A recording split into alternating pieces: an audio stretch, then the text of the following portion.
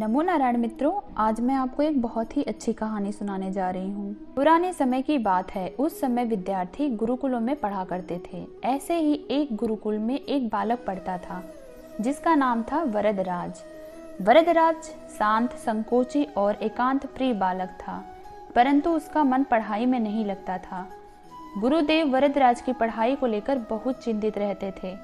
विभिन्न प्रकार से वरदराज को पढ़ाई के लिए प्रेरित किया गया, परंतु कोई लाभ नहीं हुआ। आश्रम के अन्य बालक वरदराज को मूर्खराज, मंदबुद्धि आदि कहकर उसका मजाक उड़ाते थे। स्वयं वरदराज को भी ऐसा ही लगने लगा कि वह पढ़ लिख नहीं सकता। एक दिन गुरुदेव ने वरदराज को अपने पास बुलाया और समझाते हुए कहा, वरदराज, मैंने बहुत प्रयास किया तुम्हें पढ़ाने लिखाने का, परंतु तुम पढ़ नहीं पाए।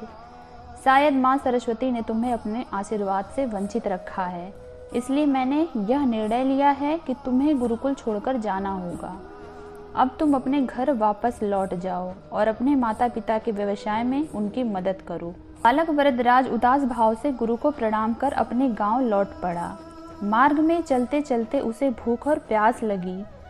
तभी उसे स्मरण हुआ, गुरुदेव ने रास्ते के भोजन के लिए उसे थोड़ा सत्तू दिया था। वरदराज अपनी पोटली से सत्तू निकालकर पानी की तलाश में चल पड़ा। कुछ दूर चलने पर उसे एक कुआं दिखाई दिया, जहां कुछ स्त्रियां पानी भर रही थीं। वरदराज पानी के लिए जब कुएं की जगत पर पहुंचा तो उसने देखा जगत पर कई जगहों घड़ों के आकार के गड्ढे बने हैं। वरदराज ने स्त्रियों से कहा, घड़े रखने के लिए काफी अच्छे गड्ढे आपने बनाया है। उसकी भोली बातें सुनकर सभी स्त्रियां हंस पड़ी और बोली, ये गड्ढे किसी ने बनाए नहीं है, बल्कि लगातार यहाँ गड्ढे खड़े रखने की वजह से बन गए हैं। स्त्रियों की बात सुनकर वरदराज आश्चर्य में पड़ गया और बोला, क्या इन मिट्टी के घड़ों से इस पत्थर पर निशान बन सकता है? स्त्रियों ने उसे समझाते हुए कहा, हाँ बेटा, यह देखो, कुएं की घिरनी लकड़ी की बनी है, जो रस्सी से लगातार घिसकर कितनी चिकनी हो गई है। वरदराज ने मन में सोचा, जब मिट्टी के घड़े से पत्थर और कोमल रस्सी से घिरनी घिस सकती है, तो क्या मैं बार बार अभ्यास करने से विद्या नहीं प्राप्त कर सकता?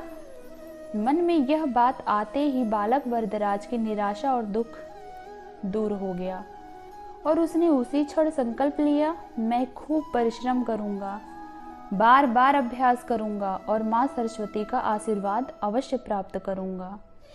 ऐसा दृढ़ संकल्प कर वह गुरुकुल वापस लौट आया और अपने गुरु को प्रणाम कर उसने अपने मन की बात गुरुदेव को बताई। सारी बातें सुनकर गुरुदेव प्रसन्न हो उठे और वरदराज को पुनः पढ़ाना आरंभ कर दिया। वरदराज ने भी खूब मन से पढ़ना आरंभ कर दिया, क्योंकि वह निरंतर अभ्यास और परिश्रम की महिमा को समझ गया था। बड़ा होकर यही बालक संस्कृत के महान विद्वान पाणिनि के नाम से प्रसिद्ध हुआ और संस्कृत भाषा के व्याकरण को लिखने का गौरव प्राप्त किया। तो देखा दोस्तों, बालक वरदराज ने जगत के गड्ढे और घिरनी से निरंतर अभ्यास से सफलता की प्रेरणा प्राप्त की। तो कैसी लगी कहानी, आप लोग जरूर बताइएगा। राधे कृष्ण दोस्तों।